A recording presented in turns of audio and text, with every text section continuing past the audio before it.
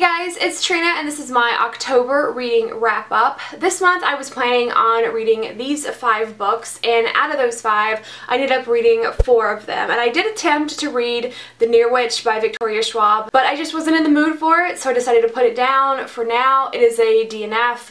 Maybe I'll come back to it in the future because I do want to read all of her books, but I just really wasn't in the mood for it. But 4 out of 5 books on my TBR did get read this month. I read a total of 6 books this month, and out of those 6, only one of them was an audiobook. I did just upload an audiobooks wrap up if you guys want to hear my thoughts on some of the previous audiobooks that I've listened to. But getting into my reviews of the books that I read this month, I'm going to start at the bottom of my ratings and work my way up. It may come as quite a surprise to a lot of you if you've been with me and my channel for a long time, but my least favorite book of the month was a Mindy McGinnis book. I know, who am I? I don't know, I'm having an identity crisis right now. I love Mindy McGinnis, she's one of my favorite authors.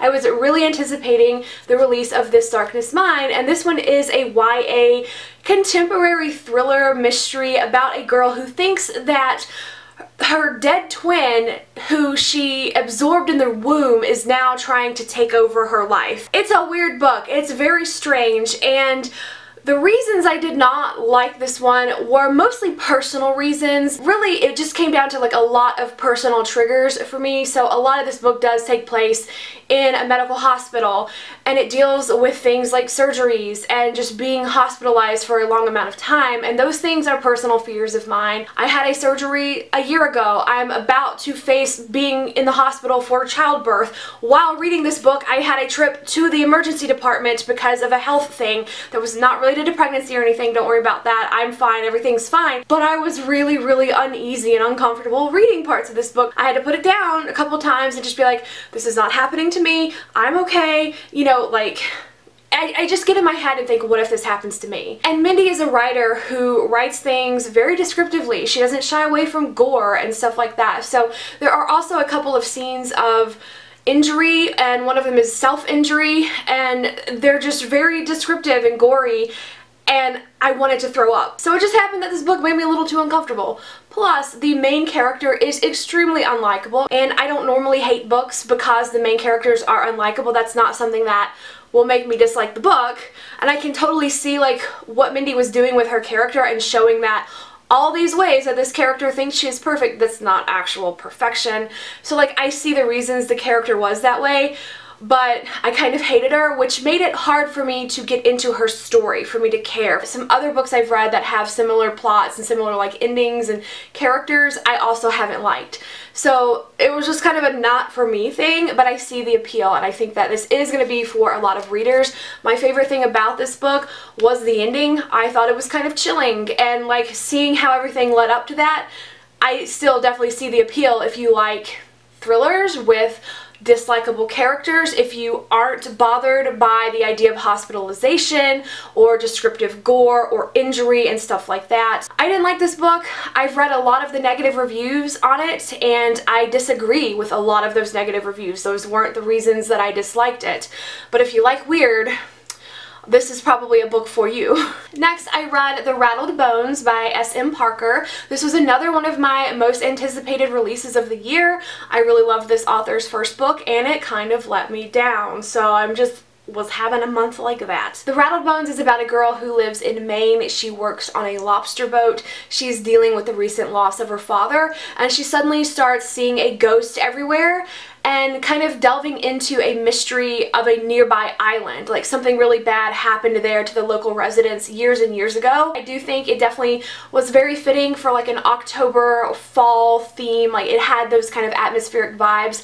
The strong point of this book is that it is extremely atmospheric. You will really get a sense of the location. A big weak point of this book to me was that not enough mystery happened, and there was so much time spent at the girl's just day-to-day job. She works on a lobster boat, and like I feel like after reading this book I could go work on a lobster boat. Like I would know kind of the rounds of it because it's described like almost every single chapter, her day working on the boat in great detail, even though we just had those descriptions the chapter before. So like, you know, it was a little too much emphasis on that, where that had nothing to do with really the plot.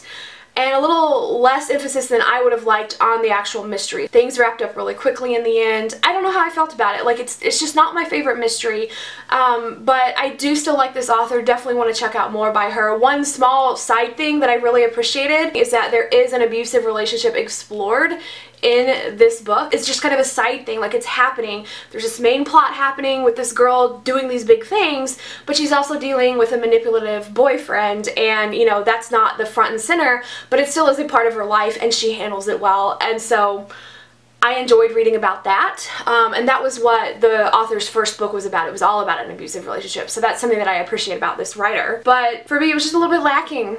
There were a couple of really creepy moments in it though, so if you were looking for a couple of scares without any like big scares, this might do it for you. Then I read The Sword of Summer, which is the first book in the Magnus Chase series by Riordan. This one is about Norse mythology, and we are following a teenager who finds out that he is the son of a Norse god, and he gets wrapped up in like the end of the world that's about to happen in this big war that has been, you know, prophesied forever. This book was sent to me by Disney Hyperion just to kind of, you know, promote it in a past video, but I did genuinely want to read this series. This one, I think the character is like 16, which normally I think is a YA age, but it very much reads like middle grade, or at least that it would be very appropriate for middle grade readers, or maybe like a transition. It's pretty clean. A lot of times the characters like censor themselves if there's going to be like a curse word or something. I think that if you liked the Percy Jackson series, you would definitely enjoy this one too, because the main character, Magnus Chase, is just as snarky. He still has that sense of humor, which is something that carried me through the series, which I really enjoyed. Now, I am a little bit less familiar with Norse mythology than I was with Greek mythology, so a lot of stuff in this book kind of went over my head. The one biggest criticism I would really have of this book, which isn't really a bad thing, it was just like a me thing, I felt like this book was kind of too cluttered. Like, it just went from action to action to action to action. There were no low points to really get to know the characters, or if there were, they were very brief moments. And so a lot happened, but that's kind of typical of Riordan's series. But I did enjoy it overall, and I want to see where the series goes. And I definitely think you would like this if you liked his Percy Jackson series. Next, I read Dangerous Girls by Abigail Haas, which is a YA mystery about a group of friends that goes on spring break to Aruba, and one of them ends up being murdered, and the local authorities think someone in their group did it. This book has been recommended to me so many times by so many people, and so this month when I like wasn't getting the real suspenseful vibes out of the books I had picked for my October mysteries, I just randomly on a whim decided to go back to this one and finally check it out, and it did not disappoint. I really had fun with this book. It's not a perfect book. There's a lot of stuff that I think a lot of readers are not going to like slut shaming, but oh my gosh, the suspense is the type of suspense that I need when I'm reading a mystery. It just propelled me through it. I always needed to know what was going to happen. I was always questioning everything, trying to figure it out, and I did like the ending. It's not the best that I would have enjoyed, and I wish there had been a little bit more closure because things were a little bit quick, but I really enjoyed the ride. And something that I really loved about this book was the format. It jumps around in time, so one chapter will be like during the spring break trip before the character was murdered. Another chapter will be like a transcript interview between an investigator and one of the suspects. Another chapter will be like after the trial has happened and what these characters are going through now. And for some reason, a lot of times formats like that can feel kind of jumbled, but it worked for me.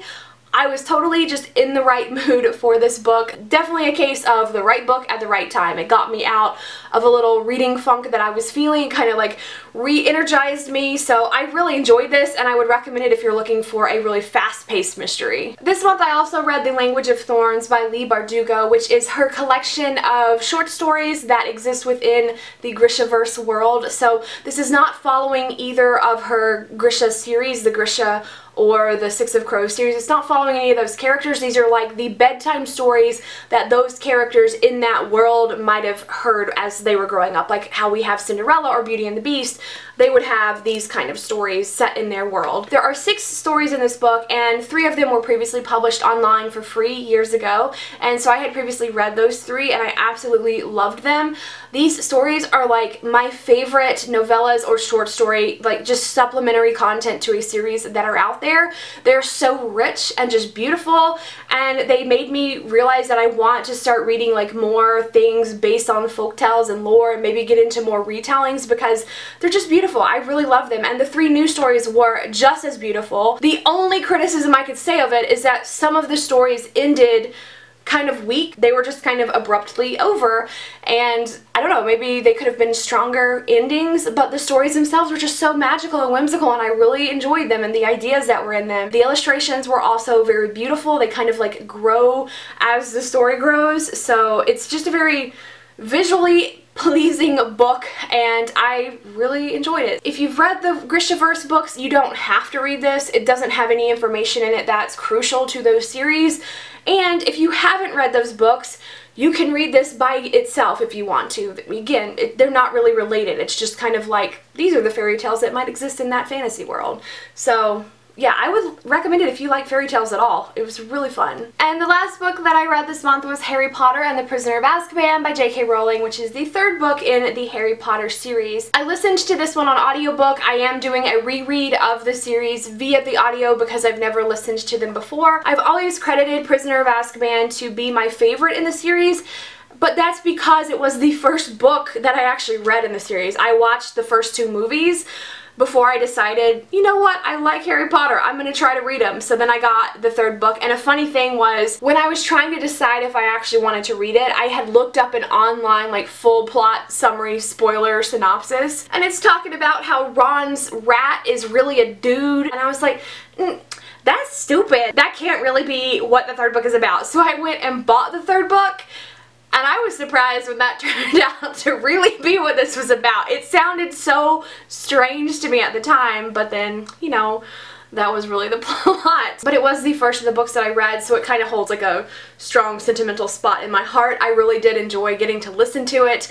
I have said this a couple of times as I've been rereading the series, but the audiobook just brings it to life in a whole new way. If you haven't listened to this series on audio and you love the series, I definitely would recommend checking out that format if you're able to, because it's just delightful. So that's what I read in October. I would love to hear from you guys if you've read any of these books, if you want to discuss them more in the comments, or if you have any questions about them that I didn't really address in this video. You can definitely feel free to ask me down there, and I will do my best to answer you. And I would love to know what your favorite read of October was. Thank you guys so much for watching, and I will see you in the comments. Bye!